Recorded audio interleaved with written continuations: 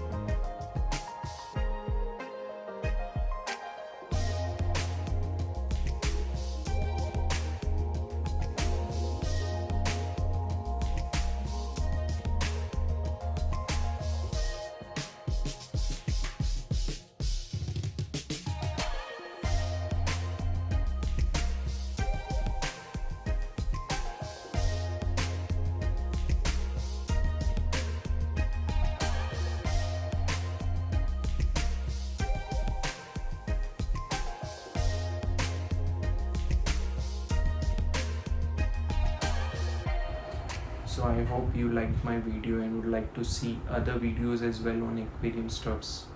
So keep watching this channel, hit the subscribe button and bell icon for notifications on my videos. Thank you.